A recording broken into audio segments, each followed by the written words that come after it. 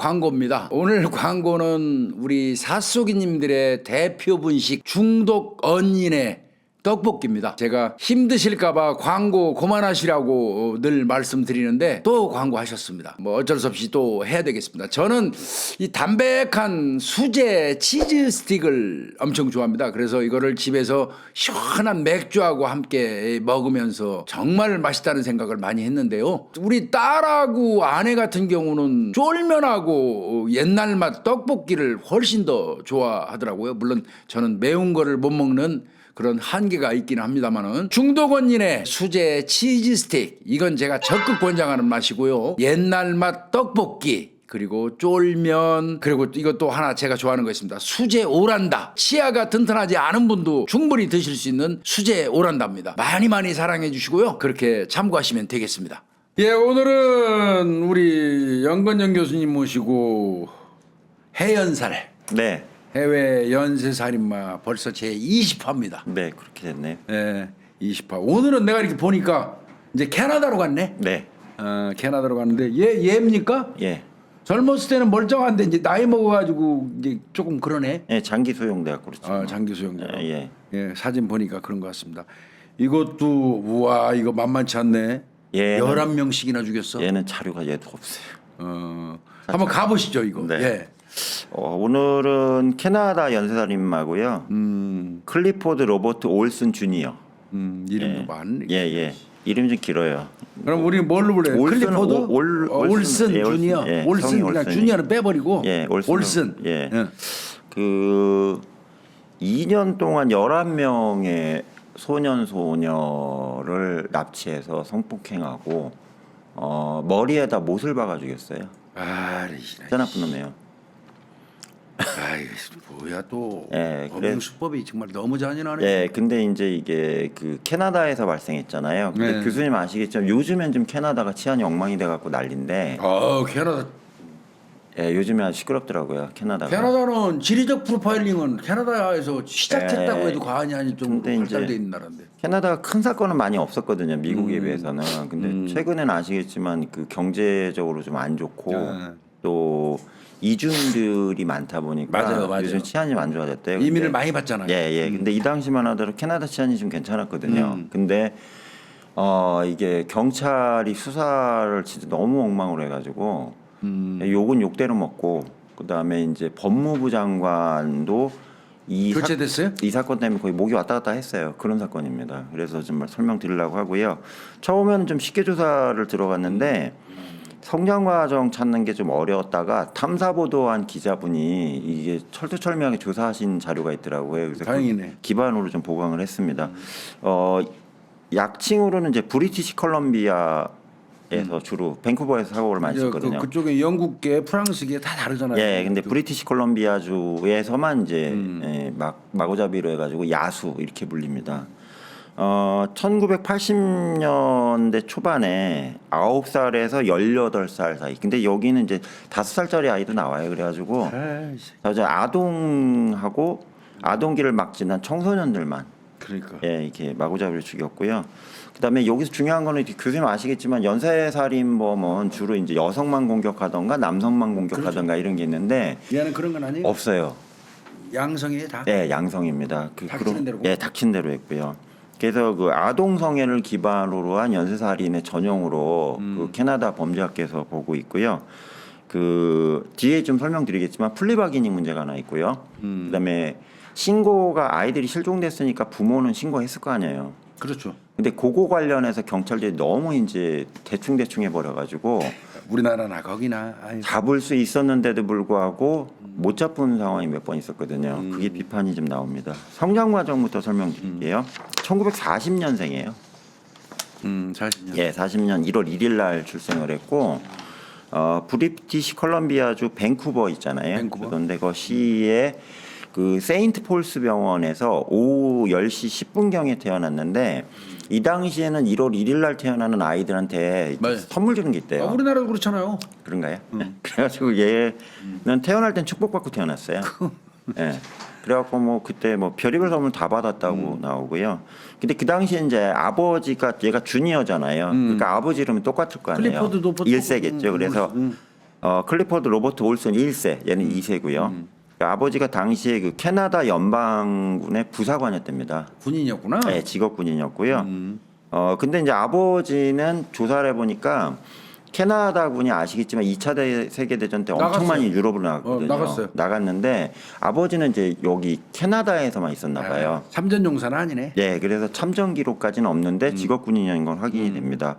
그 45년에 이제 5살이 되면서 2차 세계대전이 끝났잖아요. 그렇지. 그러니까 아버지가 얘한테는 그때 이제 아버지가 제대를 했고요.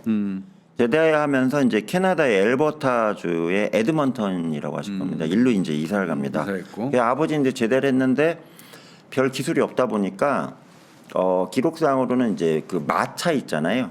그러니까 차도 아니고 마차를 타고 다니면서 우유 배달을 했대요. 예, 그래서 그게 나오고요. 어머니는 이제 그 생선 통조림 공장에서 일하는 걸로 이렇게 나옵니다. 그래서 그 뒤로 이제 동생이 3명이 더 태어났어요. 얘가 장남이에요? 예, 장남입니다. 첫째고요. 근데 이제 나중에 이제 올슨 사건이 터지고 나서 그 기자들하고 뭐 프로파일러 다 붙었을 거 그러겠지. 아니에요. 해서 올슨이 이제 장남이니까 얘가 사고 쳤으면 나머지 세 동생은 어떻게 됐을까? 그 조사를 해봤거든요.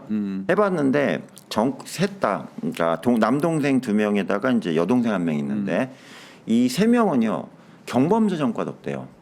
뭐 이런 게 태어났어 그럼. 그러니까 이제 처음에 이제 조사할 때는 그 동생들 찾아보면 얘네도 좀 엉망으로 돼 있지 않겠냐 이러고 좀 약간 선입견을 가지고 조사를 해봤는데 중산층으로 그냥 잘 직업 가지고 있고요. 가정도 다 꾸렸고요. 아무 문제 없이 자라는 거라. 원래 대개가 범죄 패밀리인데. 근데 이게 참 이게 신기한 것 같아요. 이 케이스가. 그래서 교수님 같이 이제 학자들은 이 조사를 이제 기자들하고 탐사보도한 이유가 이 올슨이 개또라이 완전 또라이예요. 그냥 또라이니까 가족 상황을 어떻게 갖고 조사를 해봤는데 그 동생들 얘기가 뭐냐?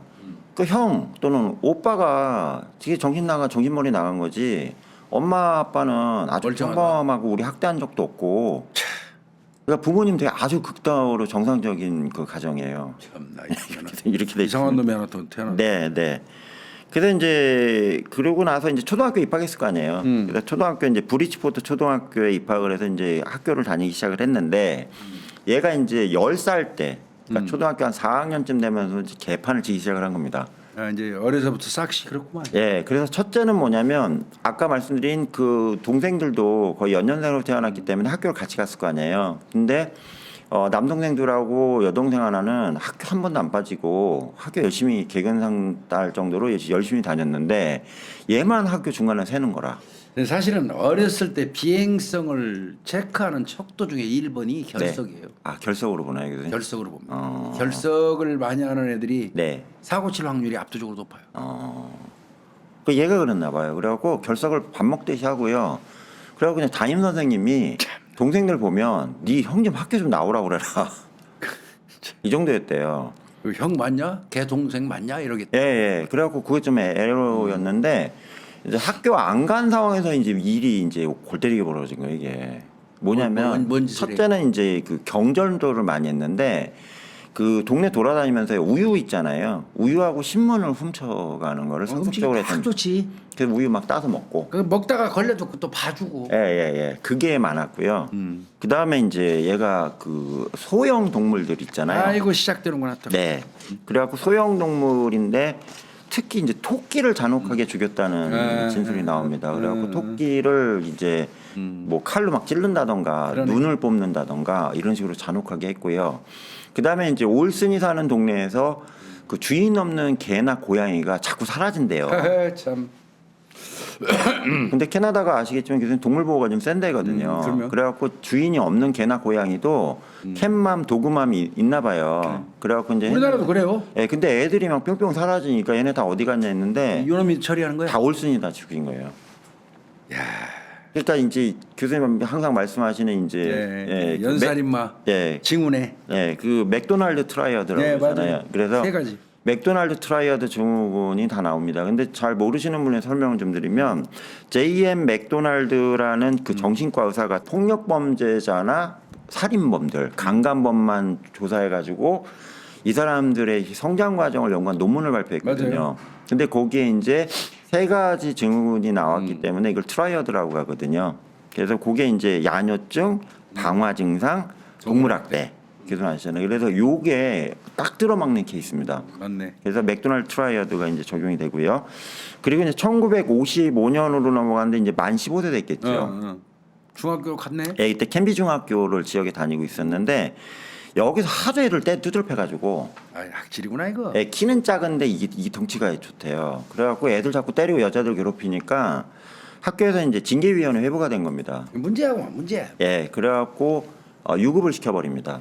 근데 제가 이것도 조사해봤더니 캐나다에서 웬만하면 유급을 안 시킨대요. 퇴학당할 정도는 완전 쓰레기고. 그렇지. 근데 유급당하는 것도 엄청 센 거랍니다. 근데 넌 도저히 안 되겠다 그래갖고 새끼 유급시켰어? 예, 징계로 이제 유급 조치 당하고요. 그러고 나서 이제 유급을 시켰는데 유급시키고 또 골 때리게 된 거라. 왜? 유급을 시키니까 얘가 2학년인 애가 3학년으로 올라가야 되는데 2학년이 돼 있잖아요. 그러니까 후배들하고 같이 거지랄하지 이제. 맞아요, 교수님 그거예요. 그래가지고 그 후배들하고 같은 반 다니면서 이게 거기서 왕고가 된 거예요. 완전 왕 두목이 두목. 예. 그리고 애들을 엄청나게 괴롭혔고 이때가 얘가 이제 비행성 중 하나 추가된 게 있어요. 뭐냐? 아, 이거 얘들 입장에서 형이잖아요. 그리고 자기 위에 저기 위에 이제 동기들이 고학년 돼 있으니까 이 후배들 같은 학년의 후배들 대상으로 가스라이팅을 얘가 이제 미친 듯이 하기 시작한 거예요. 야, 이제 왕 노릇하면서. 예, 그러니까 얘 범행 수법 중에 가스라이팅인데 말 정말 잘했답니다. 그래갖고 언변이 뛰어나가지고 집안을 얘기할 때 그 아버지 어머니가 좀 부잣집 집안이다 뭐 이런 식으로 동생들 뻔히 다니고 있는데 뻥치고 다니고요. 뻥치는 거 포장하는구나. 네. 그리고 이제 자기보다 좀 만만한 아이들이 있으면 가스라이팅 해갖고 이제 이 셔틀이라고 그러잖아요, 교수님. 심부름 시키거나 돈을 뜯어먹거나 이런 식으로 해서 아주 학교 자체를 이제 엉망진창으로 만듭니다. 캠비 중학교를. 근데 요러고 있는데 이제 요 과정에서 아는 형이 있었대요. 이게 이제 16살 될 때가 이제 1956년인데 그 아는 형이 갑자기 이제 그 올슨한테 와서 너 학교 다니는 거 귀찮지 그랬더니 아우 나 고등학교도 안 갈래요 막 이렇게 얘기한 거라. 그랬더니 너 그럼 형이 지금 경마장에서 알바하는데 그 경마장에 와서 일할래? 지금 사람 구하는데 이렇게 된 거예요. 찬스다 나가. 예. 그래갖고 이제 엄마 아빠한테 허락도 안 받고 그냥 지가 자퇴를 해버려요. 예, 자퇴를 해버 캠비 중학교 자퇴를 해가지고 그 렌즈다운 경마장이라고 해서 그 지역에 경마장이 있었는데 여기서 이제 경마하는 분들한테 이제 심부름 해주고 뭐 경마장도 치우면서 이렇게 좀 뽀찌라고 그러죠. 돈 맞는 거 있잖아요. 일용직으로 들어갔구나. 예, 일용직 들어갔는데 막권을 해갖고 돈을 따는 사람들이 기분이 좋잖아요. 팍팍 주지. 예, 그렇대요. 그래서 그 용돈벌이 하면서 이제 학교를 자퇴하고 이제 나가버립니다. 그러면서 이제 얘가 이제 통제가 안 되잖아요. 학교를 안 다니니까 이때부터 이제 범죄자의 길로 들어갑니다. 장난 아닙니다. 그래가지고 와 이거 그 만 41세가 되던 1981년까지요. 경찰에 94회 체포가 됩니다. 아니 문제하고 이거 살으면 안 될 놈이고. 예, 체포 자체가 이렇게 많이 됐고요. 그리고 이제 그 단기 수용 뭐 들락날락하면서 미성년자니까. 근데 교수님 이제 이게 조사해봤더니 41세 될 때까지요. 그러니까 18세 성인 된 이후부터요. 사회에 나와서 살았던 기간이 5년밖에 안 됩니다. 아이고 그냥 거기 살았구만. 예. 그러니까 23년 동안요. 그러니까 24년 중에 이제 5년만 이제 여기 사회에 있었고요. 19년은 그냥. 예, 그 계속 교도소 손 왔다. 빵제비네 빵제비. 네, 빵제비입니다. 그래서 국가 밥을 어지간히 먹었네. 그러니까 이 요때부터 이제 비판이 나오는 게 1월에 왜 내보냈냐 이거예요. 내보내면 안 되지. 예, 그게 이렇게 됐습니다. 그래서 그때부터 이제 부모님은 저기 얘 올슨에 대해서 이제 통제 불능이라는 생각이 들어갔고요. 거기 포기 상태로 들어갑니다. 중간에 이제 1957년 이제 17세 됐던 7월에 친인 및 상습절도 혐의로 버나비의 뉴헤이븐 보스탈 교정센터인데 사실 소년원입니다. 여기 수감이 됐는데 여기서 이제 도망 나와요. 탈출을 해요. 또 그거까지? 이게 가능했나 봐요. 탈출해가지고 리치먼드로 돌아가서 그 파워보트라고 비싼 보트 있잖아요. 이걸 훔쳐타다가 또 잡혀갖고 헤이니 교정센터도 들어가고요. 왔다리 갔다리 하면서 하는데 얘가 이제 골 때리는 게 뭐냐면 소년원하고 교도소에 쭉 있는 기간 동안에 무려 7번이나 탈옥을 성공했다는 얘기입니다. 7번씩? 네. 얼마나 허술하면 그러냐? 진짜 허술한가 봐요. 그래갖고 이런 상황이었고요. 그러다가 얘가 이제 교도소에 한번 죽을 뻔한 경우가 있습니다. 이것도 조사에 나왔는데 20대 때인데요. 그 프린스 엘버트 교도소에서 있다가 그 두 명의 재소자가 마약 유통책이었나 봐요. 근데 얘네 둘이 이제 올슨하고 얘기하다가 셋이 우리 둘이 나가면 다시 마약 팔 거다. 그래갖고 마약 이렇게 구해가지고 이렇게 유통하면 돼 이러고 자기들끼리 출소 후에 범행 계획을 얘기를 한 거예요. 그랬더니 올슨이 이거를 얘기하면 자기가 가석방에 도움이 득받으려고. 예, 그런 게 있었나 봐요. 코 발랐어? 예, 코 바른 거라, 잃는 거라. 그 조직 건드리면 뒤질 텐데. 근데 이제 교수님 아시겠지만 정확하신데 캐나다도 마약을 유통하는 게 조직관계 때문에 하는 거지 이 당시에 개별이 못했대요. 카르텔이요. 예. 그래가지고 이제 얘가 코발러 이렇게 신고를 해버리니까 얘네가 다시 이제 재기소가 돼갖고 수사받고 잡혀갔을 거 아니에요. 그러니까 지 입장에서 나 이제 다음에 가석방 심사 때 나간다 이러고 있었는데 칼 맞지. 그 교도소 안에 한 10명의 조직원이 있었나 봐요. 당연하지. 카르텔이라니까요. 마약은. 그러니까 교수님 얘네가 이제 다시 재수사 받으면서 다른 교도소는 끌려가고 그렇게 됐을 거 아니에요. 다 얘기했겠지. 그러니까 이제 얘는 이제 나는 이제 사회정의를 구현한 게 이렇게 했는데 뭐처럼 좋은 일 했는데. 예, 얘가 최초로 좋은 일 한 게 이거예요. 그러니까. 그랬더니 나머지 조직원들이 저 새끼 봐라 그래가지고 칼 준비했다가 제가 찾은 기록으로는 3명이 포위해갖고요, 2명이 팔다리 잡고요, 1명이 마구잡이로 찔러버린 거예요. 아이고 이 새끼 죽을 뻔했어요. 그때 죽었어야 되는데. 사실 그렇게 얘기하는 기록도 나와요. 죽었어야 되는데. 7번을 찍혔는데 다행히 이제 주요 부인 피해가 갖고 사망은 안 하고 이제 응급실로 넘어갑니다. 넘어가가지고 이제 했는데 이때 이제 그 참 황당한 게 뭐냐면 얘가 어쨌든 재소자 신분에 그 신고를 했고 그 공익적 제보잖아요. 그리고 이제 그것 때문에 보복당했고. 예, 그래서 이게 심사가 들어가요. 아 포상금 줘야지. 예, 그래서 포상금을 상당히 많이 받았어요. 캐나다 달러로 3,500달러를 지급받는 이야 씨. 이런 일도 그래도 있어요. 목숨의 대가치고는 좀. 네. 근데 참 기자들이 대단한 게 얘가 지금 수십 번을 구속이 됐잖아요. 구속될 때 이제 그 중에 4번 있잖아요. 이거 이제 머그샷 있잖아요. 먹으셨시네. 예, 이걸 구해가지고 이제 나온 겁니다. 참 대단하네요. 그때는 멀쩡하네. 네. 젊었을 때는. 그리고 이제 또 하나 뭔 일이 있었냐면 그 1974년 34세 때인데 이때도 교도소에 있었거든요. 근데 이때 이제 교도소 내에서 17살의 재소자 청년을 성폭행해가지고 같은 재소자였어요. 이걸로도 추가 기소된 기록도 나오고요. 그 다음에 78년도 38살 됐을 텐데요. 이때 또 가석방이 돼요.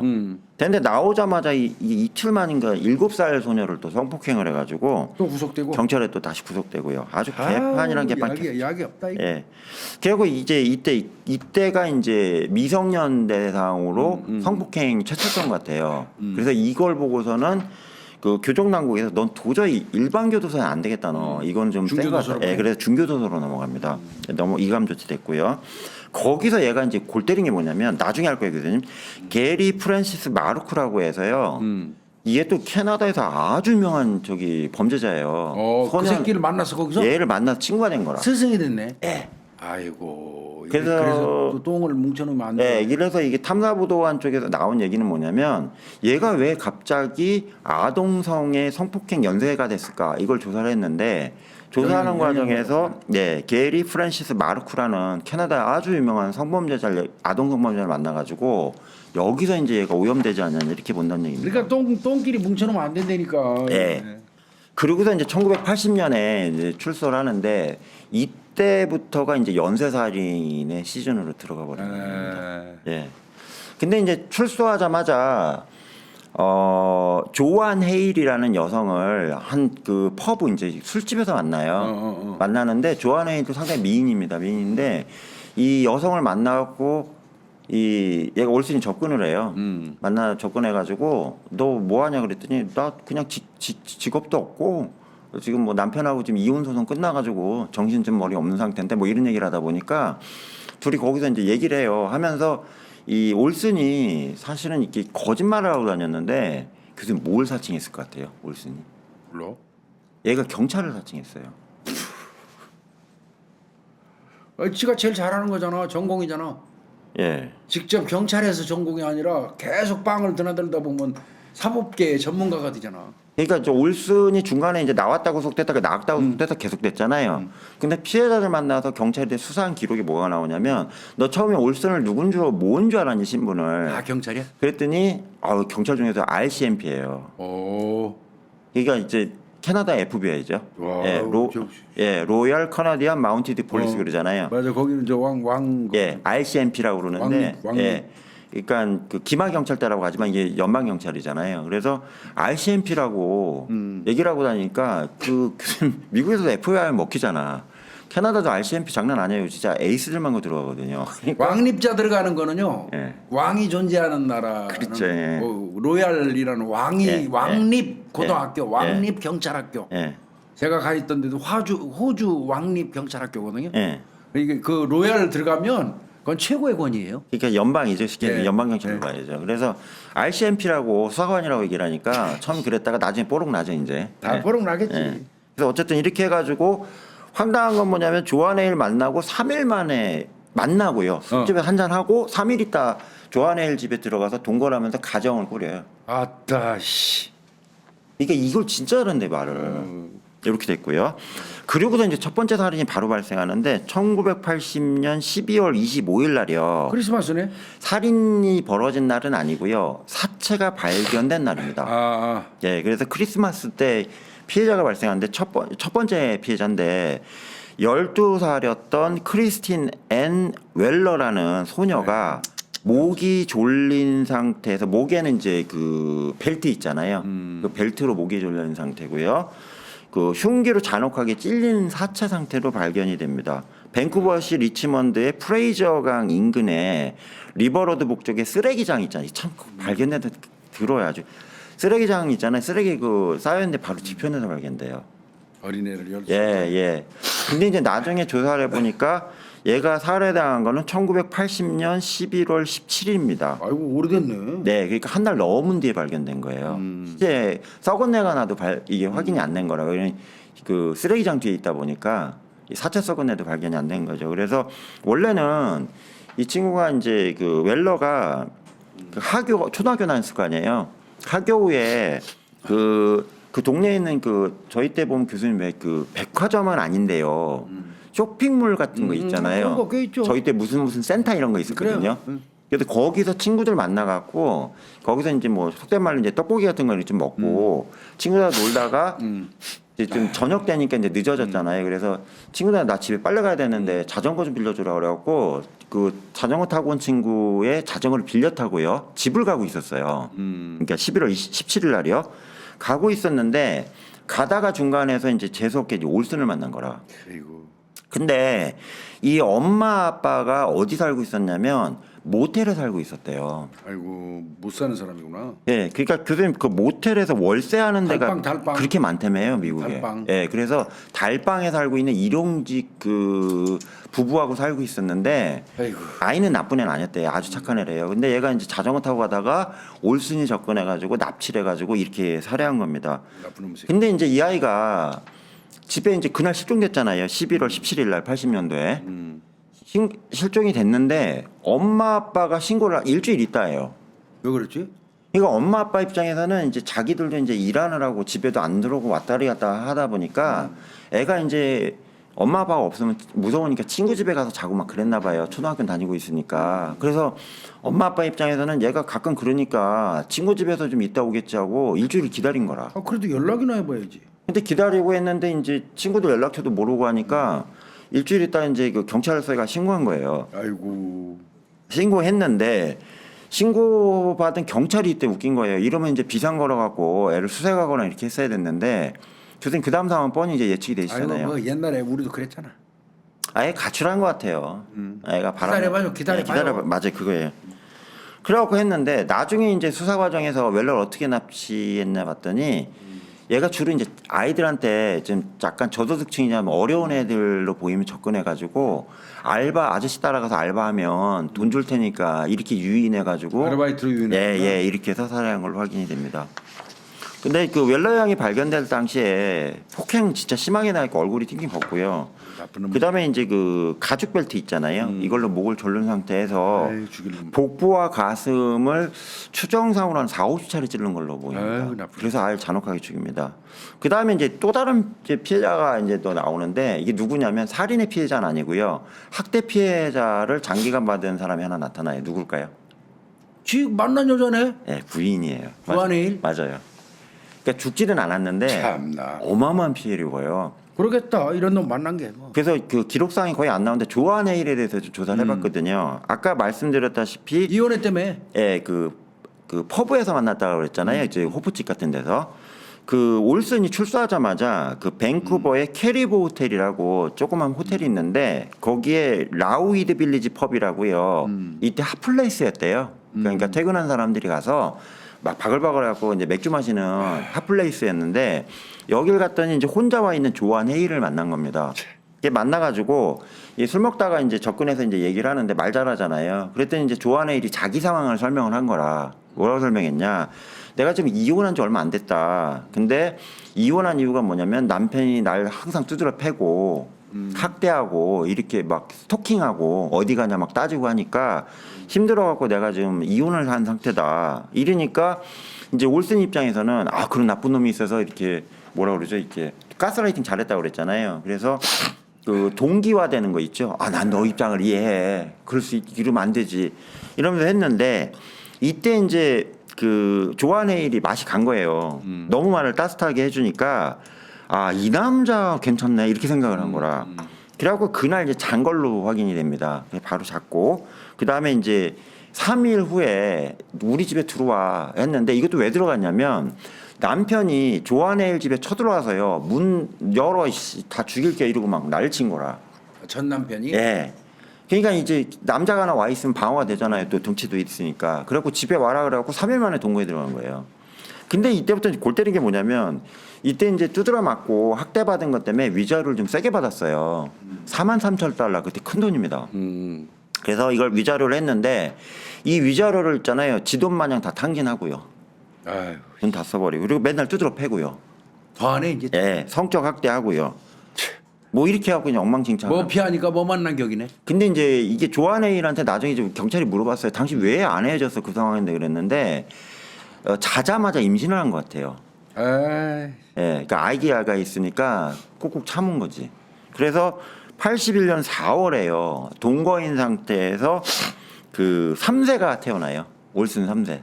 이 새끼가 또 이런 악질이 또 예, 시까지. 예. 그러니까 그 자식 이름도 아버지 이름 똑같이 해갖고요. 이게 썰드 그래갖고. 저도 올슨이네. 예, 이름 똑같습니다. 아버지 이름하고 3세가 태어납니다. 그리고 나서부터 이제 이 정신 나간 놈, 정신머리 없는 놈이 마구잡이로 이제 아이 태어난 시점부터는 밖으로 돌아다니면서 닥친 대로 연쇄살인 저지릅니다. 81년 4월 16일인데요. 당시 10살이었던 콜린 매그언 데그노라는 소녀를 납치해갖고 살해를 저지릅니다. 두 번째 피해자죠. 근데 데그노는 원래 그 친구 집에 놀러 가기로 한 날이었어요. 놀러 가기로 했는데 그 버스를 2번 갈아타야 된답니다. 그래갖고 첫 번째 버스 갈아타고 내려서 두 번째 갈아타려고 버스 정류장에 혼자 앉아 있었는데 거기서 걸렸구나. 갑자기 차가 하나 쓰고 오는 거라. 오더니 이제 올슨이 이게 쓱 내리더니 착하게 생긴 튼튼한 아저씨가 너 어디 가니 그랬더니 저기 어디 동네 가는데요 그랬더니 왜 그래 친구 만나러요 그랬더니 버스 올라면 얼마나 기다려 그랬더니 버스 한 2-30분 한참 기다려야 될 것 같아 이렇게 얘기한 거라. 그랬더니 이제 거기서 이제 올슨이 아저씨가 테러 같은 방향인데 탈라 그러고 얘가 덥석 탄 거예요. 이 착한 애가. 아이고. 근데 이제 이 아이가요. 그 데그노라는 아이가 반에서 1, 2등 할 정도로요. 공부도 참 열심히 했고요. 착하고 봉사정이 뛰어난 아이였대요. 근데 이 아이가 재수없게 그날 이제 그걸 걸려하고 살해당한 겁니다. 근데 이제 경찰이 이 아이는 이제 아주 학교 열심히 다니는 아이니까 그날 실종돼서 실종 신고했을 거 아니에요. 신고를 했는데 또 거기서 지역 경찰이 또 개판을 쳐버립니다. 뭐라 그러냐? 한 달에요. 가출하고 실종된 게 건수가 300건씩 들어와요 우리가. 핑계대는 놈도 항상. 하루에 이제 10건씩 들어온다는 얘기죠.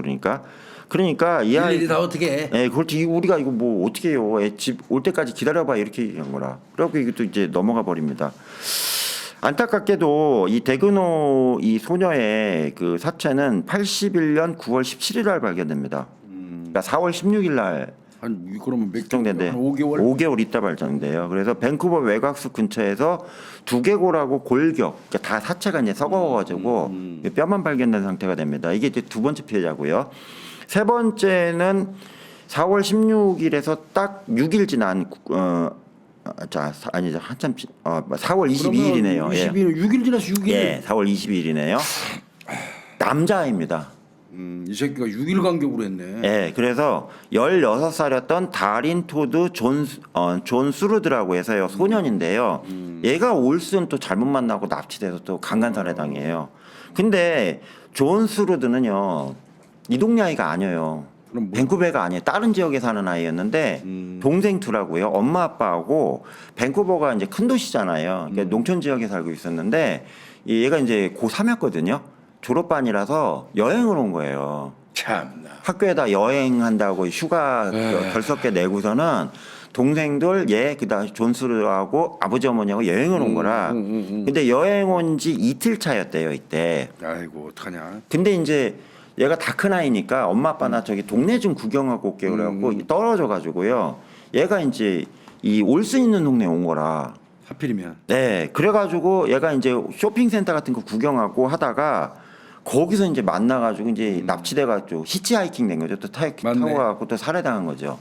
근데 이제 경찰이 얘는 수사했어요. 왜 그러냐면 이 동네 아이가 아니기 때문에 실종됐으니까 그렇지. 수사를 해야 되잖아요. 했더니 목격자는 나와요. 뭐냐면 쇼핑센터에서 얘가 담배 가게에서 담배를 사갖고 나가서 피우는 건 봤다. 여기까지 나왔거든요. 근데 이게 마지막 장면이고 그 다음에 사망했다는 얘기입니다. 사체는요. 4월 22일 날 실종됐다고 그랬잖아요. 5월 2일 날 발견. 한 달 아니 한 일주일 내에. 예. 그 밴쿠버 도심 외곽의 한 도랑에서 발견됐는데요.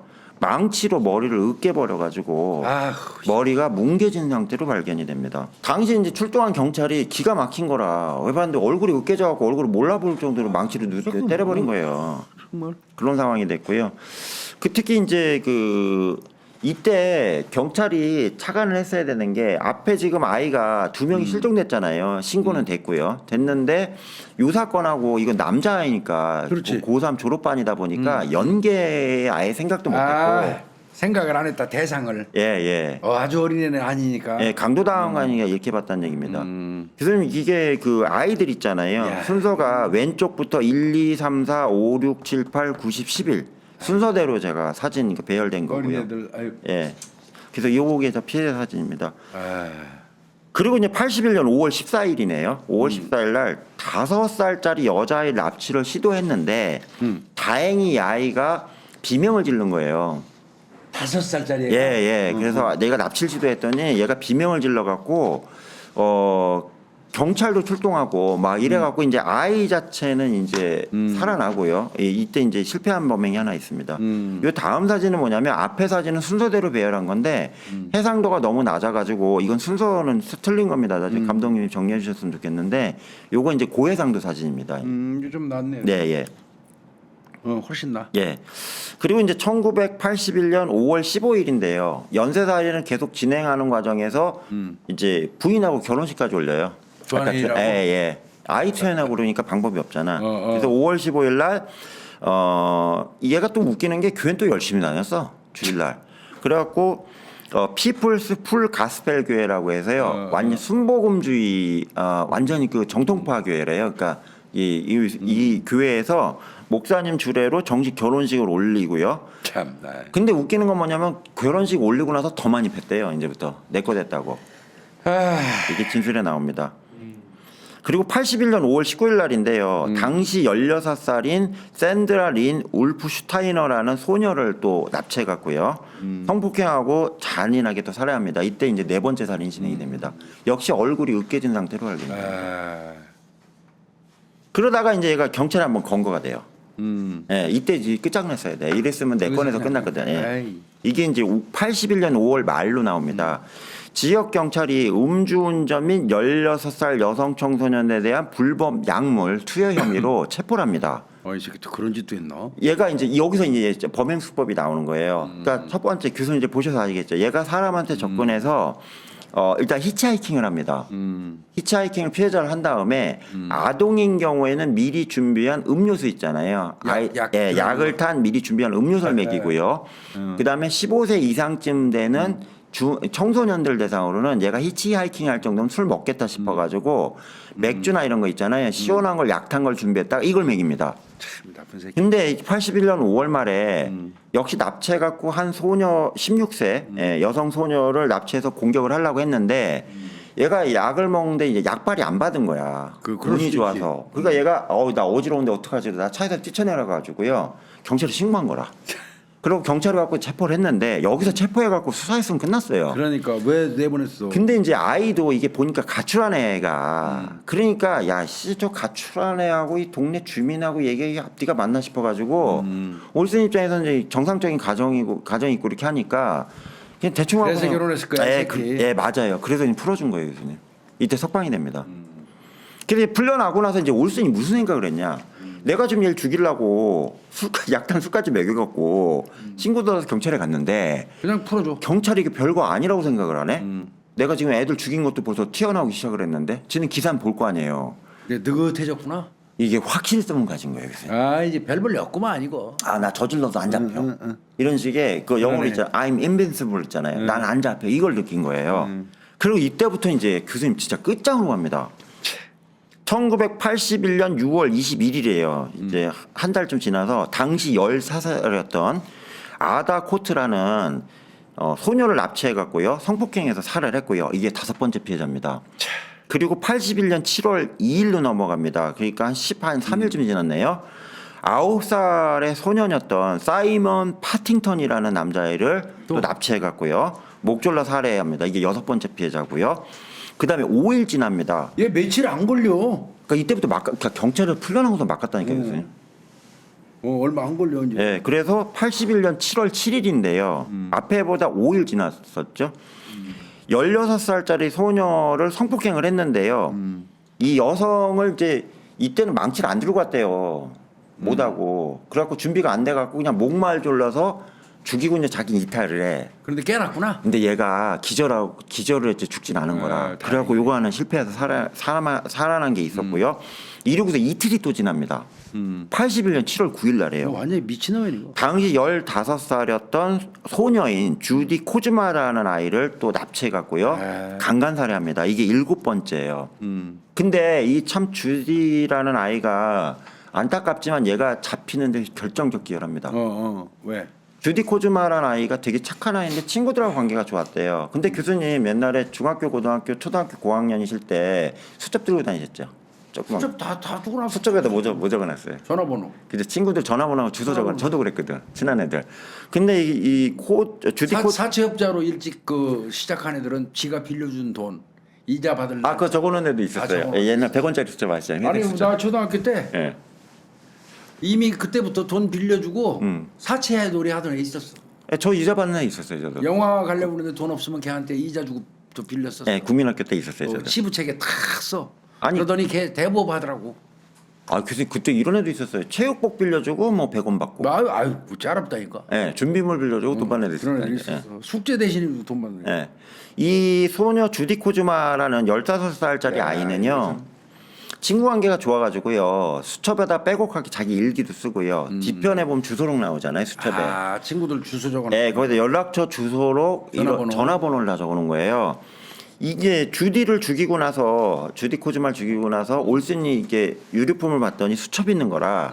근데 거기에 15살짜리 아이 친구 수십 명에 수십 명이지. 다 여자아이들 거 아니야 대부분. 이 순간에는 할렐루야 외친 거예요. 이 새끼가 예. 걔들을 다 세상으로 삼으려고? 네, 대상자가 생겼잖아. 와. 집 주소에 연락처가 이름까지 다 있는데 뭐. 죽일 놈의 새끼고. 그래갖고 이 수첩을요. 웬만하면 유류품 안 가져가거든요. 근데 이 수첩을 가져가요. 나중에 심심하면은 집에 찾아가고 하자고. 그래서 이 수첩을 가져간 겁니다. 와 소름 끼친다 야. 근데 이게 얼마나 또라이냐면 그 주디 코즈마라는 그 아이 친구들 있잖아요. 얘네 집에 또 직접 전화를 걸어. 그래서 뭐라고? 뭐라고 했냐면 야 다음은 너야 이 얘기만 했대요. 와. 그리고 끊어버렸대요. 예.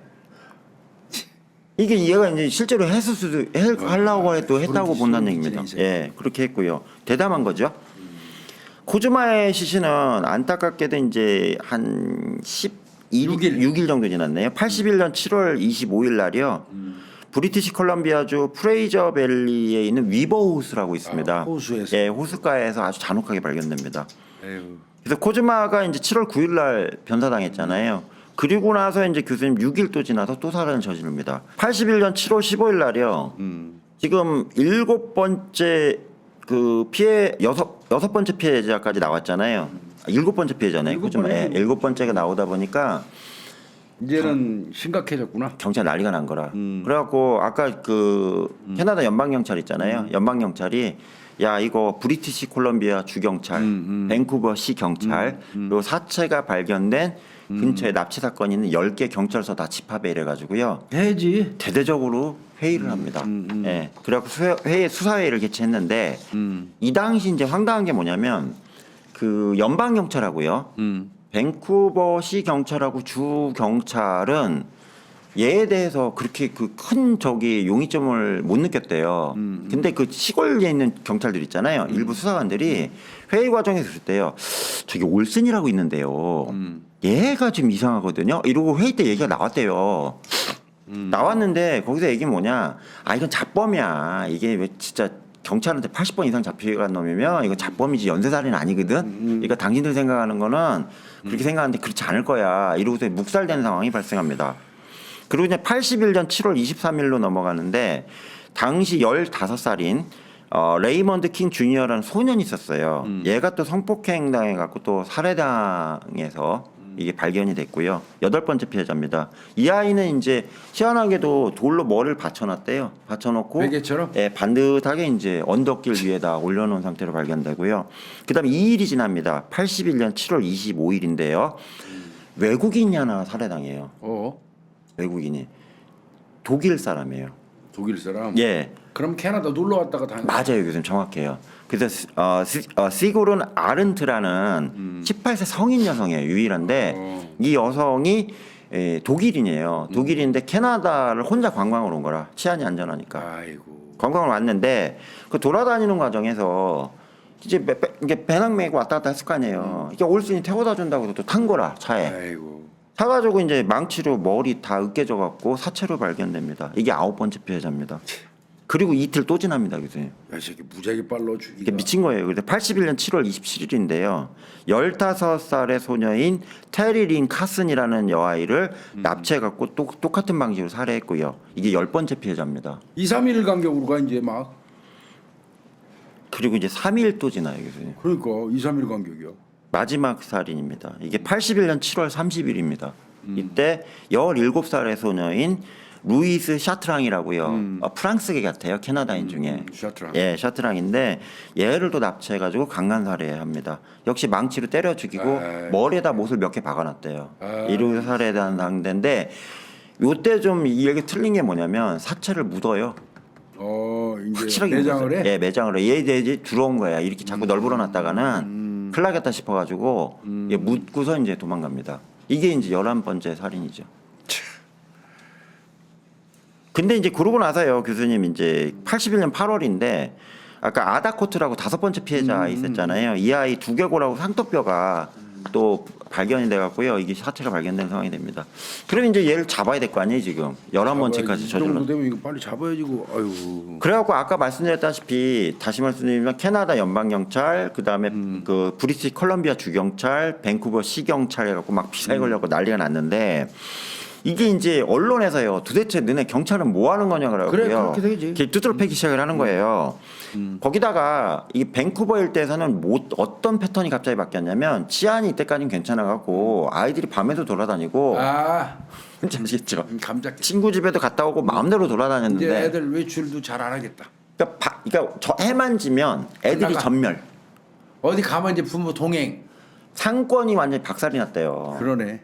저녁에 회식하는 집도 없고 나와서 귀신 나오는 동네가. 애들도 안 돌아다니고 하니까 엉망진창이 된 데다가 거기다가 이제 아이들이 어디 간다면 꼭 가야 될 때도 있을 거 아니에요. 뭐 학원을 가든 학교를 가든. 에스코트 하는 거지. 그러니까 부모님이 이때부터 뭐 딴 일 없어. 그냥 애 실어다가 갖다 놓고 데리러 오고.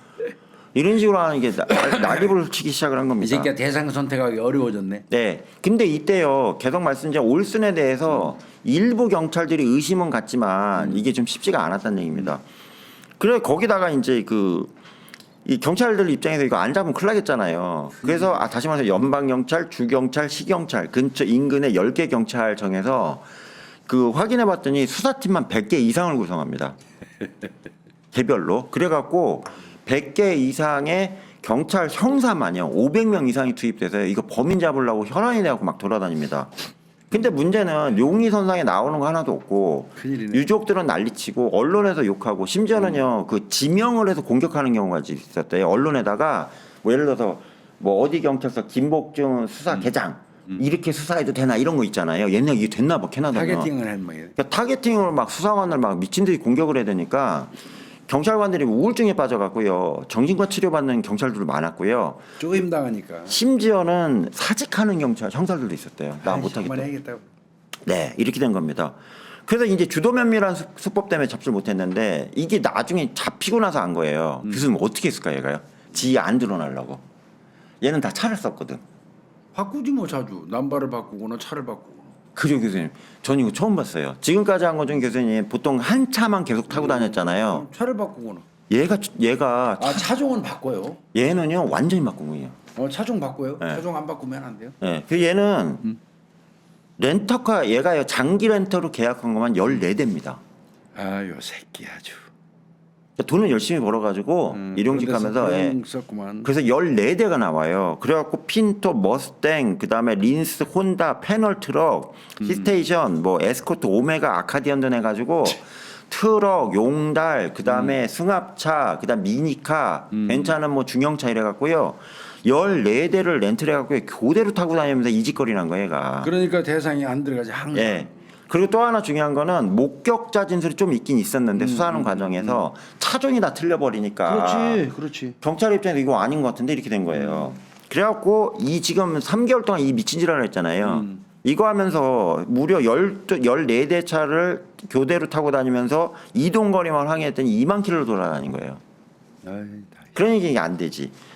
그럼 얘가 왜 2만 킬로를 돌아다니면서 차를 바꿨냐 했는데 알고 봤더니 교수님 일부 이제 그 지방 경찰에서요 형사들을 투입을 했었대요. 사실은 얘가 7번째 8번째 범행할 때요 얘를 미행을 붙인 거라 기록에 나와요. 잘한 건데. 형사들이 했는데 미행을 하다 계속 놓쳤대요. 그렇지. 또 하나 중요한 거 얘가 관내를 넘어가 버리잖아요. 2만 킬로는 교수님 이거 엄마가 돌아다닌 거거든요. 관에 이탈해 버리면 깜짝하지. 이탈하니까 경찰 입장에서 이탈하면서 따라갈 수 있는 인력이나 이게 없는 거라 이걸 올순이 알아가지고 자기가 약간 좀 미행을 당하다 싶으면 다른 관할로 넘어가는구나. 예, 500km, 1000km 왔다 갔다 해버리는 거라 이러니까 이게 안 되는 거예요. 그러니까 뭐 못한 거죠 뭐. 그러다가 얘가 아주 희한한 상황으로 체포가 됩니다. 아주 웃기게 돼요. 이게 언제냐면 그 81년 8월 12일입니다. 이날 얘가 심심한데 또 애 잡아다가 또 죽여야네 이러고 얘가 또 나가요. 나갔는데 밴쿠버 외곽에 오래된 탄광 마을이 하나 있답니다. 이 나나이모라는 동네가 있는데 이 지역으로 갔는데 거기 또 이제 여자애 2명 약간 비행 청소년 같은 애 둘이 있는 거예요. 10대 아이들 2명한테 너네 저기 아저씨랑 차 타고 갈래 그랬더니 내가 그걸 탄 거라. 타가지고 얘를 이제 히치하이킹을 하고 가다가 근데 얘가 이제 실수한 게 뭐냐 한 명 같으면 바로 맥주를 먹이 어떻게 공격을 할 텐데 둘이니까 어려운 거라. 그랬던 거지. 그래갖고 이제 한 3시간을 뺑글뺑글 돌면서 관광을 시켜주다가 약간 경치 좋은 데다 차를 세워놓고요 외진 데다가 여자애 2명한테 잠깐 내려서 아저씨랑 맥주 한잔 하려고 그래갖고 시원한 맥주를 하나씩 준 거니까 차에서 내린 거예요. 근데 병맥주 셋이 먹고 있었는데 요때 이제 걸린 거라. 새끼 약 탔어 거기도. 약 탔죠 당연히. 그럼 딱 걸려. 그래고 이제 마시고 있는데 이때요 그 캐나다 연방 경찰이 완전 이게 완전 돌아버려가지고 밴쿠버 외곽에다가요 순찰차는 200대를 깔아놨대요. 정복 경찰들 있잖아요. 총 차고 200대를 깔아놨는데 그것도 도망갈까 봐요. 한 대가 아니고요. 2대를 한 조씩 해갖고요. 4명, 자, 2명씩 타가지고 4인 1조로 순찰차 2대를 계속 뿌린 겁니다. 분명히 할 거니까. 예. 근데 순찰차 2대가 딱 지나가다가 멀찌 가보니까 차가 하나 서 있고 여자 2명, 젊은 애 2명하고 아저씨 하나가 맥주를 먹고 있는 거예요. 그러니까 이 순간에 경찰 그 입장에서는 야 저거 한번 검문 좀 해야겠다. 그래갖고 이제 한 대는 서 있고 하나가 이제 접근한 거라. 그래서 정복 경찰 둘이 내려갔고 이게 접근을 딱 하려고 하니 갑자기 이제 올슨이 놀래가지고 여자애 2명 냅두고요. 차로 뛰어 들어가고 시동 걸고 날라버려요. 이 빙신 거기서 걸렸구나. 예. 오히려. 예. 날라버리니까 여자애들은 이제 벙쪄갖고 아저씨 어디 가요 이렇게 된 거고요. 얘네는. 그러니까 순찰자들이 이거 뭐야 그러고 이제 막 추격을 한 거예요. 추격을 해가지고 이제 가는데 가다가 그 앞에 이제 검문소가 있는데 딱 걸리지 뭐 이거. 이 검문소에서 차를 빡치게 하고서는 못 도망가고 거기서 체포가 된 겁니다. 이게 체포가 되니까 이제 경찰 입장에서 당신 왜 도망가 이렇게 한 거 아니에요. 그랬더니 이제 올슨이 뭐라고 그러냐.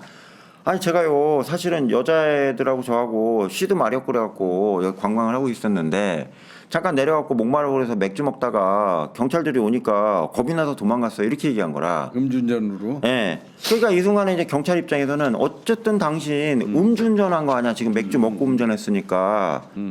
그러니까 이제 당신 일단 우리가 좀 체포해봐야겠어 한 거예요. 그래갖고 일단 공무집행 방해하고요. 음주운전 도주를 해갖고 일단 체포를 합니다. 체포를 했는데 체포하고 아까 여자애들은 이제 첫 한 모금만 마셨잖아요. 그래서 이제 여자애들 이제 진술 받고 하는 과정에서 차 있잖아요. 차를 뒤졌거든요. 당연히 저 수색하겠지. 네. 이제 뒤졌는데 그 트렁크에서 딱 나왔네. 알겠네. 아까 그 수첩 나는 있죠? 금방 알겠네. 예. 7번째 코즈마 수첩. 예, 이 코즈마라는 소녀의 수첩이 거기 있었던 겁니다. 야, 이 새끼 그 뒤 전화번호에 유혹돼 가지고 증거를 갖고 댕긴 거예요. 그러니까 이게 지 입장에서는 얘는 언제든지 공격하려고 하는 어떻게 보면 데스노트였던 것 같아요. 야, 이 새끼야. 그래서 경찰이 처음에는 아이 수첩이 나왔길래 애가 유부남이잖아요. 그러니까 딸내미 수첩인가 했는데 그랬겠지. 아이 신상이 적혀 있는데 이름이 안 맞잖아. 얘는 저기 올슨이고. 그래서 이제 그 확인을 해봤더니 예. 애가 실종된 아이인 거라. 이제 큰일 났네. 그래갖고 수사팀이 바로 넘기니까 수사팀 뭐야 이렇게 된 거예요. 그래서 이제 연방경찰 와가지고 연방경찰 체포했으니까 해가지고 조사를 했는데 이게 난리가 난 거라. 이 새끼야 그 새끼야. 참. 그래갖고 이제 이게 내용이 나왔잖아요. 그래서 올슨 입장에서도 수첩이 나왔기 때문에 자기가 이거 안 했다고 부정할 수가 없는 거예요. 그래가지고 요거 관련해 갖고 이제 수사가 들어갔죠. 했는데 이 수십 명의 수사관들을 투입을 해서 올슨 주변을 다 뒤져요. 뒤져갖고 이제 이것저것 조사를 했는데 조사하는 과정에서 이제 경찰 입장에서 최소한 그 실종된 아이들 있잖아요. 다 연관됐다고. 4-5건 이상은 코즈마 거 빼고요. 4-5건은 얘가 했을 것이다. 이렇게 판단이 됐어요. 근데 그 증거가 있어야 되잖아. 아직 증거가 없어. 코즈마는 똑 떨어지지만. 예. 코즈마는 지도 부정 못하니까 지가 불었어요. 이거. 그래 뭐 내가 얘 뭐 차 탄 거 맞고요. 뭐 그럴 수 있겠죠. 지문도 나오고 했으니까 이렇게 했는데 문제는 뭐냐면 나머지 사건 있잖아. 10건에 그래. 대해서는 이게 뭐가 안 되는 거라. 직접 증거가 없잖아. 그리고 캐나다는 이제 공소청입니다. 그러니까 공소만 제기하고 수사는 경찰이 하게 돼 있거든요. 그래서 공소청 검사들을 만났대요. 연방 수사관들이 만나갖고 저희가 이만큼 자료를 좀 가져왔는데 요거 좀 가지고 좀 기소 좀 해주면 안 돼요 그랬더니 안 해주지. 공소청 검사 교수님도 많이 그런 경우 있으셨죠. 안 해주지. 그러니까 공소청 검사와 이거 기각돼요. 지금 코즈마 거는 그래도 애가 지금 저기 수첩이 나오고 해갖고 통화 내역 있잖아. 이거 뒤져갖고 대충 되는데 안 돼. 이건 안 돼요. 이렇게 된 거예요. 직접 증거 찾아야지. 그러니까 이제 경찰 입장에서 야 이거 어떡하나 이거 골치 아프게 된 거예요. 그래갖고 이제 고민하다가 이제 어떻게 적용했냐. 야 그냥 방법이 없으니까 경찰청장이 결정했대. 플리바깅 하자 그냥. 아이고. 그래갖고 검사한테 가서 얘기를 한 거예요. 그래서 공소청 검사한테 가서 검사님 어떻게 하면 얘한테 자백을 받아낼 수 있을까요? 얘가 계속 무비권 행사하는데 그리고 얘기를 하면 증거 있어요? 이렇게 나오니까 안 되니까 좀 도와주는 거예요. 그랬더니 이제 공소청 검사가 이렇게 얘기한 거예요. 책임은 우리가 안 져요. 플리바기닝은 우리 공소청 검사가 해줄 건데 플리바기닝 결정은 당신들이 하죠. 이렇게 된 거예요. 그래서 연방경찰청장이 그럼 저희가 책임질게 이렇게 된 거예요. 그래갖고 플리바기닝 조건을 제시를 합니다. 어떻게 제시를 했냐? 너 이거 다 불면 자백하면 우리가 너 사형은 면하게 해줄게. 사형 안 시키는 조. 예. 그랬더니 이제 얘가 또 뭘 하냐? 올슨이 캐나다 사형제도 없어진 지가 언젠데 나한테 그딴 협상을 해요. 미치겠다. 이렇게 얘기를 하는 거예요. 실제로 없었거든요. 없어졌어요. 70년대. 그러니까 이 순간에 경찰하고 공소청 검사 벙쪄가지고 어떡하지 이게 협상이 안 되는데. 그래갖고 두 번째 안을 제시한 게 교수님 아시는 거 있죠. 이게 영미권 국가에 보시면 자백을 하면 자백보상금? 자백보상금 아시잖아요. 법학. 이거 우리나라 아마 그 알으면 난리 날 거야 우리나라 같으면. 네. 교수님은 그 연구하셔서 아시잖아요. 네, 자백보상금. 이 자백보상금 제도가 있잖아요. 건당 얼마씩 지가 진 죄에 지가 그 저 스스로 밝히고 네. 돈 주는 제도. 네. 영미법계. 이게 캐나다에 있어요. 맞아. 교수님 말씀대로. 그 $10,000야 한 건당. 강력 범죄. 살인이 참 이게 교수님 그게 또 범죄마다 틀리대요. 살인은 $10,000 이 당시에 뭐 강간은 뭐 $3,000 이렇게 돼 있었대요. 맞아요. 단가가. 그래갖고 이제 어떻게 했냐? 근데 검사하고 그 공소장 검사하고 수사관하고 같이 가서 야 그러면 협상하는구만. 그 우리 저기 자백 형사 보상금 있거든. 그거 너 보상 줄 테니까 할래 그랬더니 얼마 주는데 이렇게 물어본 거예요. 올슨이. 그랬더니 살인인 경우에는 건당 $10,000가 너한테는 안 가고 가족한테는 갈 수 있어. 너는 이제 체포된 상태니까. 그랬더니 진짜요? 이렇게 된 거예요. 그러고 얘가 이틀 동안 감방에 앉고 눈 껌뻑껌뻑 하다가 이때 부인이 온 것 같아요. 부인이 조아네일이 와가지고 당신이 그 사랑하는 아들하고 나하고 어떻게 살아야 돼? 이 빙신 같은 놈하고 싸우니까 이제 여기서 이제 얘기를 한 거예요. 올슨이. 받아갖고 주려고. 내가 너 돈 줄 돈 있으니 걱정하지 마 이렇게 된 거라. 그러고 이제 불러요. 얼마 몇 건 불었어? 내가 지금 너 한 건 너네가 알자녀. 그러니까 내가 그건 부정 못하니까 이거 퉁치고 내가 10건 사실 했거든. 어우 $100,000. 그거 줄 수 있어 이렇게 한 거예요. 미치겠다. 그랬더니 연방경찰하고 검사가 오케이 땡큐지 일단 여건 해결하니까 그래서 너 어떻게 할 건데 그랬더니 자료 다 가져와봐 내가 봐갖고 내 거 아닌 건 안 했다고 할게 이래가지고 미제 사건 있잖아 30-40개 가져와가지고 10개를 처리를 해준 거예요. 야. 이거 진짜 굴 때리죠. 그래가지고 이 당시에 이제 3명의 시신은 확보가 됐었는데 나머지 이제 그 8구는 확인도 안 됐어요 위치가. 그래갖고 위치 파악해주고 얘가 직접 다 가요. 경찰 데려가가지고 시신 발굴부터 해갖고 다 협조를 해줍니다. 선생님 하면서 댕겨. 예 맞아요. 그래가지고 이 11건이 다 해결이 된 거예요 일단. 예 시신도 찾고 상황도 정리됐고 그래갖고 이제 정리가 됐는데 문제는 뭐냐면 이래갖고 이게요 공개된 상황이 아니었고요. 자백 보상금 주는 거? 이걸 아무도 몰라. 그거는 공개 안 해요. 예. 결국 공개 안 해요. 그거. 예. 그거 알아보면 국민들 정서가 안 되잖아요. 그래서 교수님 이게 공개가 안 됐대요. 안 했겠죠. 안 했는데 1982년 1월 14일입니다. 밴쿠버에 선이라는 그 저기 잡지가 있거든요. 이 선지에 일명 기사 신문으로 보도가 돼버린 거예요. 그러면 국민들 난리 날 텐데. 제목이 뭐냐? 캐시 폴 바디스라고 나와요. 그래요. 시체를 대가로 현금을 지급했네요. 이로 기사가 나온 거라. 시체 찾고. 난리가 난 겁니다 이게. 그래가지고 야 도대체 세상에 10구에 대해서 이게 $10,000씩 100,000달러라는 거금을 보상해 맞냐 그러고 난리가 난 거예요 이게. 그러니까 이제 놀래가지고요 빨리빨리 재판하자 진행이 돼요. 진행이 돼갖고 어떻게 했냐 같은 달입니다. 82년 1월인데요. 그 퀘벡주의 생트앤데플랭 그 연방 최고법원에서요. 그 11건 있잖아요. 11건 전체 다 묶어갖고 종신형 선고하고 이제 끝내버립니다. $100,000 받았겠네 조아네일은. 그래서 이제 부인이 조아네일이 받아갔잖아요. 받아가고 났더니 그 다음에 또 무슨 얘기 나왔냐? 야 그럼 너 $100,000 그냥 $10,000씩이라도 피해자한테 다 줘라. 이런 여론이 형성이 됐대요. 안 주지. 그때 이제 조아네일 왈 내가 얘한테 두드려 맞고 내가 산 날이 몇 날인데 난 못 줘 이러고서 날라버립니다. 이거 법에서 인정한 돈인데 뭐 네. 주겠어. 그리고 이제 수사 과정에서 이제 내가 범행수법 다 얘기했잖아요. 그래서 아까 말씀드렸다시피 마약을 구해가지고 이 새끼. 예, 아이들한테는 음료수, 성인한테는 맥주 이런 식으로 해서 잔혹하게 살인했고요. 그 얘기를 물어봤대요. 너 죽일 때 그냥 죽였어 그랬더니 그 못도 있잖아. 지금 잔혹한데 좀 약간 줄여서 얘기할게요. 못을 이렇게 막 공격을 하면서 머리 공격을 하면서 얘가 죽지 않을 정도로 이제 못으로 때렸대요. 그럼 막 비명 지르는데 약이 취해인 상태잖아요. 통증을 못 느끼니까 너 지금 어때? 이러면서 죽어가는 모습을 보면서 쾌감을 느꼈다. 이렇게 진술이 나옵니다. 참 대박이죠. 결론으로 가겠습니다. 얘가 이제 82년에 1월에 그 형 선고 받았다고 그랬잖아요. 종신형을.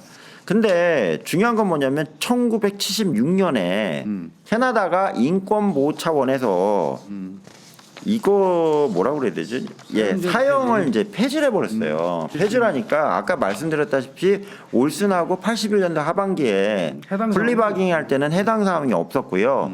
근데 중요한 건 뭐냐면 이 사건이 터지고 나서 연방 하원 의원들 몇 명이 나서가지고요. 야 이거 형법 개정해야 돼. 형소법하고. 사형 집행해야 돼. 예, 다시 해야 돼. 사형을 다시 부여해야 되고 이전에 올슨 이외에 잔혹한 그 사형을 선고받을 만한 종신범들 있잖아요. 다 해버려야 돼. 이거 그 소급표 적용해서 특별법 만들어서 다 사형시키자 이러고 이게 지금 나와요. 우리나라가 지금 그게 필요해. 우리나라가 필요해 지금 이게. 예. 그러니까 화끈하게 법안이 나온 거예요. 그러니까 뭐냐 사형 부활시키고 그 다음에 이 앞으로 한 10년 정도 사형 선고받을 놈들 다시 재재판해가지고 사형 선고해서 다 교수님 말로 넥타이 공장 다 보내자 이 법안이 나온 거라. 근데 이 당시에 이제 인권 변호사들이 나서가지고 이게 난리가 그럼. 나가지고 1984년에 연방 대법원에서 위헌이다 이 법률안 자체가. 그래서 통과 못했다. 예, 입법 자체를 못하는 상황이 발생합니다. 그리고 이제 킹스턴 교도소라고 이게 중교도소인데요, 캐나다. 여기에 이제 H동 하층 21번 감방에서 계속 지냈는데 그 다음에 보시면 이 사진 보면 기가 막혀요 아주. 아주 뭐 이게 개인 연구실이야. 연구실이네. 예, 이 좋은 방에 앉아갖고 편하다. 타자기 아니, 치고 자기가 범행한 내용에 대해서 다큐멘터리도 찍고 이러면서 아주 유유자적하게 지납니다. 열받아 이거. 아유. 근데 이제 캐나다 형법이 교수님 또 황당한 게 뭐가 있냐면 745조 6항에 뭐가 나와 있냐면 아무리 얘가 강력범이라더라도 15년 이상이 되면 실형을 살면 가석방 심사를 요청할 수 있는 권리가 주어집니다. 그래서 얘가 안 15년 해주면 되잖아 법무부에서. 예, 근데 이게 좀 시끄러웠나 봐요. 근데 97년에 15년 차에 가석방 심리했는데 이때 이제 기각이 되고요. 그 다음에 이 규정상 또 25년 차에 또 한 번 했대요. 그래서 25년 차인 2007년에도 2차 가석방 심사를 했는데 이때도 안 됩니다. 예, 가석방 기각 결정이 나왔고요. 그러고서 이제 얘는 이제 이때부터 아씨 안 되나 보네 이러고 이제 포기하고 이제 지냅니다. 근데 여기서 얘가 또 시끄러운 일이 하나 또 터져요. 뭐냐? 2005년에 얘가 40년생이라고 그랬잖아요. 이때 이제 65세 됐을 거 아니에요. 되면서부터 연방연금법에 의거해서 연금 수급자가 되는구나. 돼버린 겁니다. 근데 이제 피소자는 우리나라 안 되는데. 여긴 돼요. 캐나다는. 그 연금이 나오는 거라. 연금이 나. 정말 안 줘야 되는 거. 근데 이것도 역시 언론에 공개가 된 거예요. 딴 놈은 그렇다 치는데 올슨한테 얘한테 연금 주는 게 말이 되냐 이렇게 된 거예요. 말 그렇지. 그래가지고 이게 공개가 된 게 시민단체에서 또 법만 들어갔고 재소자 대상으로는 연금 주면 안 된다 이게 막 법안이 나왔거든요. 나왔는데 뭐 이게 말이 안 되냐고 안 되지 이 동네에서는. 그래서 이렇게 됐고요. 그래서 얘가 이제 그 당시에 강력범에 대한 연금 지급이 과연 이게 맞는 얘기냐 이거 관련된 거고요. 특히 이제 나중에 황당한 게 뭐냐면 부인이 안 찾아갔대요. 조아나 일이 안 찾아갔는데 이 연금이 나온 돈이 이제 누적이 된 거예요. 누적이 됐는데 이게 나중에 이제 그냥 계좌에 남아 있는 걸로 발견됩니다. 죽고 나서요. 그리고서 이제 2011년 9월이네요. 예. 9월 초에 갑자기 얘가 막 각혈을 하고 건강이 급전직하로 악화되니까 얘가 모여해갖고 이제 외부에 이제 응급실로 이제 가서 건강 검진을 받습니다. 받는데 암에 대해서는 무슨 암인가는 잘 안 나오거든요. 안 나오는데 어쨌든 어떤 암의 말기로 진단이 돼요. 이 새끼야 인간이 인간의 응징을 못하니까 하늘이 응징을 해줬구나. 네, 그래서 9월 초에 암 진단을 받고요. 그 얘가 교도소 다시 안 들어갑니다. 얘는 말기암이라서 얘는 가망이 없다 그래갖고 그 병원에 이제 중환자실에 누워 있다가 그대로 뒤졌구나. 예, 2011년 9월 30일 날 암으로 사망합니다. 아니, 잘 뒤졌네 이 새끼. 이런 네. 새끼는 뒤져야지. 근데 이제 황당한 게 뭐냐면 올슨과 관련해서 좀만 말씀드리고 마무리하겠는데요. 그 나중에 이제 집필한 원고 있잖아요. 책으로 나까지는 안 나왔는데 그 나중에 이제 회사에서 분석을 했거든요. 했는데 얘가 공부를 많이 했더만요. 왜 많이 했냐? 1970년대 60년대 있잖아요. 옛날 뭐 서클리프부터 했고 제가 뭐 옛날에 7, 80년대 이렇게 연쇄살인범 많이 했잖아요. 세계적으로 유명한 애들 잘 다 찾아가지고요 공부를 했어요. 처음에는 이게 방에서? 예, 얘가 그냥 마구잡이로 연쇄살인 저지르니까 대충 하는 줄 알았는데 나중에 걔 기고문 있잖아요. 이거 타이핑 친 거 보면서 충격을 본 게 뭐냐면 얘 입장에서 각 범죄별로 안 잡히려고요. 엄청나게 연구하고 분석하고 그랬겠지. 또 지가 공격하려 하는데 이거 신고 들어갈 것 같거나 이상한 아이들 같은 경우는 아예 접근도 안 한 식으로 치밀함을 보였었던 얘기입니다. 이게 이제 나중에 확인된 내용입니다. 야 대단하다. 나쁜 놈이죠. 네, 프랑스 저 캐나다 경찰도 에이 여기나 거기나. 예. 그래서 이거는 제가 좀 잔혹한 내용이긴 한데 이게 그 뒤에 내용 제가 말씀드린 게 좀 황당한 내용이긴 하지만 그 플리바기닝을 통해서 포상금까지 주고 자백을 받아난 몇 안 되는 연쇄살인범입니다. 자백보상금 관련돼서는 네. 이제 논란이 상당히 많았어요. 네, 논란이 많았고, 근데 이제 그게 기본적으로 국민들한테는 안 밝히는 거잖아요. 비공개 네, 원칙이잖아요. 네. 플리바게닝의 조건도 안 밝히죠. 비공개고요. 원래. 예. 근데 이제 그 플리바게닝의 조건 중에 자백보상금 제도가 있거든요. 영미법계에서. 네. 근데 이제 그건 당연히 국민들한테 말 안 하죠. 국민들이 알게 되면 눈 뒤집어지지. 내가 세금 내가고 저 새끼 지가 죽인 놈그 자백하는데 그거에 대한 보상금을 준다는 게 말이 되냐 이렇게 펄펄 뛰는데 네. 그게 이제 정서상으로는 그게 맞죠. 네, 정서는 용인이 맞죠. 안 돼 진짜 솔직히 네. 납득이 안 되지만 네. 그러나 이제 또 저렇게 실리적인 어떤 그걸 추구하는 저쪽 나라에서는 아주 수단 방법을 하지 않고 어찌됐건 시신을 회수하고 피해자의 어떤 그 죽은 이후의 어떤 그걸 사체라도 수습해야 되니까 찾아내서 그런 것도 좀 예. 처리해 줘야 된다면은 1만 달러 드려도 괜찮다라고 보는 거죠. 그게 어떻게 보면 그 바라보는 관점의 차이가 좀 있는 거죠. 그래서 교수님 그거만 잠깐 더 말씀드리면 그 유족들 입장도 교수님 말씀대로 두 팀으로 나뉘었어요. 맞아요. 그러니까 한 팀은 어떻게 유족보상금까지 줘가면서 이렇게 하면 되냐 이런 식의 유족들이 있었고요.